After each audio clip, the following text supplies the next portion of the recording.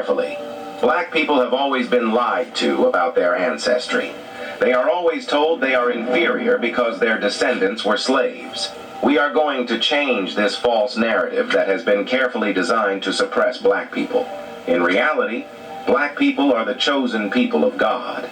Before Christopher Columbus came to America, Native Americans lived there. They were black. However, people simply do not pay attention to it. It just comes in their blind spots, and they continue to believe that all black people living in America are descendants of the African slaves brought during the transatlantic slave trade. But even if it's known that black people are descendants of Native Americans, what does it change? Well, to understand that, we have to know about the 10 lost tribes of Israel, who were among the chosen people of God.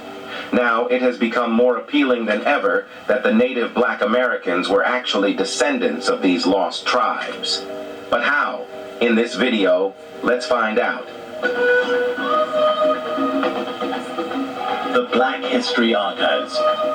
You might wonder why knowing about ancestry is important. Well, within a few minutes, you will realize why. To understand this, we have to go back into history a bit. Jacob, also known as Israel, was the son of Isaac and the grandson of Abraham. He had 12 sons with 4 women, his 2 wives, Leah and Rachel, and their maidservants, Zilpah and Bilhah. These sons would become the patriarchs of the 12 tribes of Israel. Reuben was Jacob's eldest son, born to Leah. Simeon and Levi followed, both also Leah's sons. Judah, Leah's 4th son, is notable as the ancestor of King David, and, according to Christian tradition, Jesus Christ. Dan was the first son of Bilhah, Rachel's maidservant, while Naphtali was her 2nd son. Gad and Asher were Zilpah's sons, and Leah's maidservant. Leah bore Jacob 2 more sons, Issachar and Zebulun. Rachel, Jacob's beloved wife, had 2 sons, Joseph, who received the famous coat of many colors, and Benjamin, who was born as Rachel tragically died in childbirth. Joseph's story is pivotal in the history of Jacob's family. As Jacob's favorite son, Joseph aroused the jealousy of his brothers.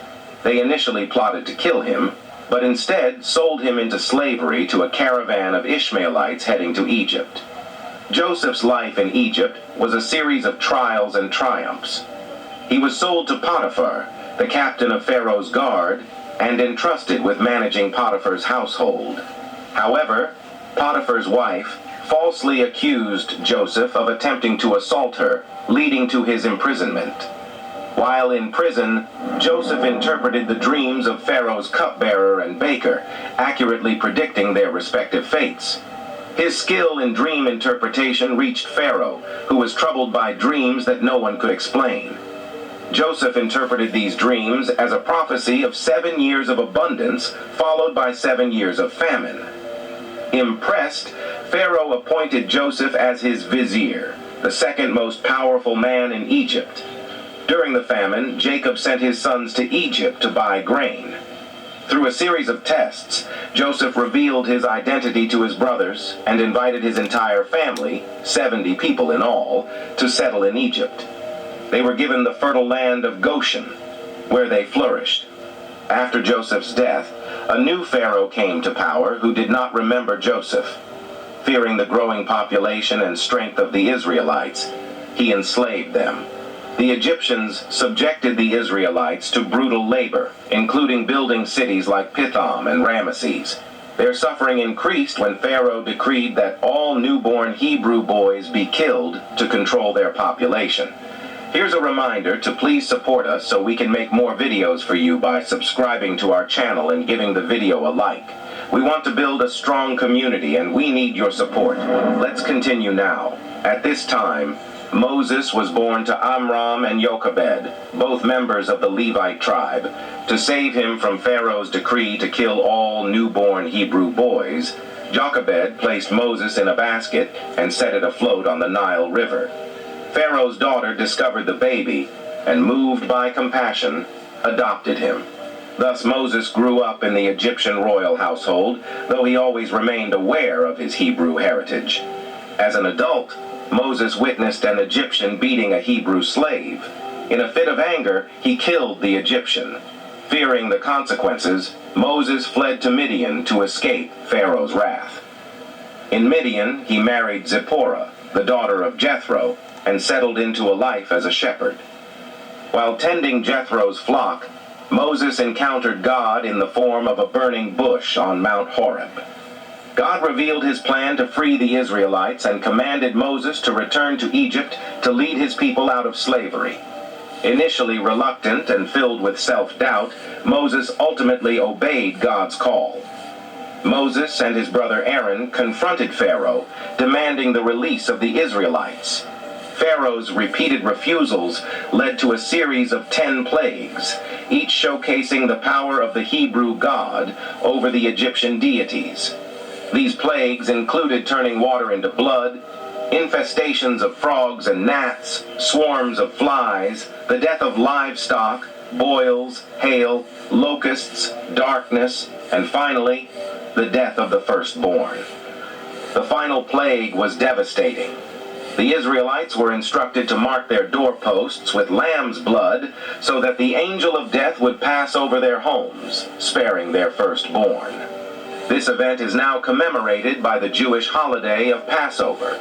After the 10th plague, Pharaoh finally relented, and the Israelites began their exodus from Egypt. They traveled toward the Red Sea, but Pharaoh changed his mind and pursued them with his army. In a miraculous event, God parted the Red Sea, allowing the Israelites to cross on dry ground. When the Egyptian army followed, the waters returned, drowning them. The journey to Canaan was fraught with challenges. Due to their lack of faith and disobedience, the Israelites wandered in the desert for 40 years. During this time, they received the 10 Commandments at Mount Sinai and established a covenant with God. Moses led them through various trials, including scarcity of food and water and confrontations with hostile tribes. Despite moments of rebellion and hardship, the Israelites continued under Moses' leadership until they finally reached the border of Canaan, the Promised Land. They conquered the land and divided it into 2 territories. The northern part was given to 10 tribes and was called the Kingdom of Israel, while the southern part was inhabited by 2 tribes and was called the Kingdom of Judah. The northern kingdom of Israel went through a series of unstable dynasties, falling into idolatry and corruption. In 722 BCE, the Assyrian Empire invaded Israel. They captured the capital, Samaria, and exiled the 10 tribes. These tribes were scattered throughout the Assyrian Empire, eventually disappearing from history. This event gave rise to the legend of the Lost Tribes of Israel. Nobody really knew where these 10 tribes went. Now, it's believed that the lost tribes traveled across continents and oceans to the Americas. The discovery of the populated New World challenged Europeans' theories of human origins and raised questions about how the origins of indigenous peoples fit into scriptural history. Various ideas emerged, suggesting relationships to Egyptians, Phoenicians, Carthaginians, Vikings, Tartars, the Chinese, or even the mythical Atlantis.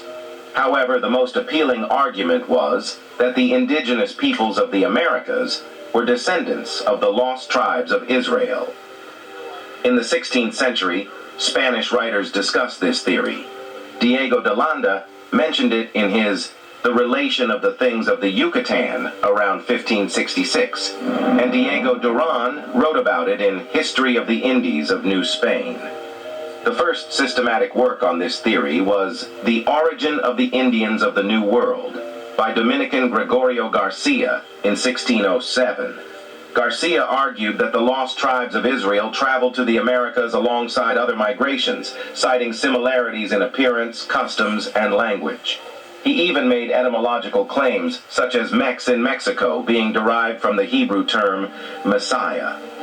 Garcia also suggested that circumcision was common among indigenous peoples, particularly in the Yucatan, and posited that the tribes reached the Americas via the Bering Strait.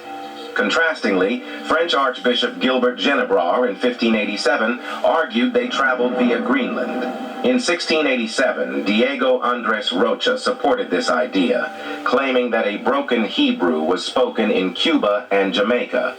Rocha believed that the Spanish first populated the Americas shortly after the flood, with the lost tribes arriving much later via the Bering Strait. In the mid-17th century, the theory gained prominence in England and northwestern Europe, especially during the rule of Oliver Cromwell, a period of messianic millenarianism. Despite no Jews officially living in England at the time, early British Israelism, which suggested a connection between the lost tribes and the English, made the theory popular. It had eschatological implications, as the return of the lost tribes and the conversion of all Jews were believed to herald the second coming of Jesus. In 1775, James Adair's History of the American Indians revisited the theory, drawing on linguistic and cultural comparisons. Unlike earlier authors, Adair had spent 40 years in North America. In 1803, Benjamin Rush, a medical advisor to the Lewis and Clark expedition, asked Lewis to note any similarities between Native American and Jewish practices.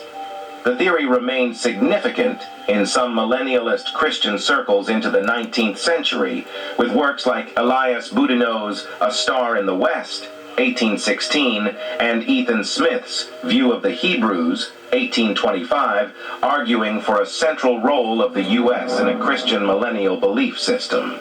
The Book of Mormon revised the theory, rejecting the lost tribes as an origin, but claiming a biblical origin for Native Americans. It stated that Jewish people emigrated to the Americas after the destruction of the First Temple, and that Jesus Christ preached to Native Americans after his resurrection. In 1837, American diplomat Mordecai Manuel Noah supported the idea in The American Indians Being the Descendants of the Lost Tribes of Israel. All this proves that the 10 lost tribes of Israel really came to the Americas and gave rise to black Indians in America. Even though not all black Americans today are descendants of native black American tribes, those who follow the same customs and have been following for generations are the living Israelites, God's chosen people. What do you think about black people's ancestry? Do you believe that black people are descendants of African slaves or the 10 lost tribes of Israel? In the comment section right below, share your thoughts on the fact that once black people know they are the chosen people of God, they won't allow themselves to be suppressed and told what to do. Would you like us to make more videos?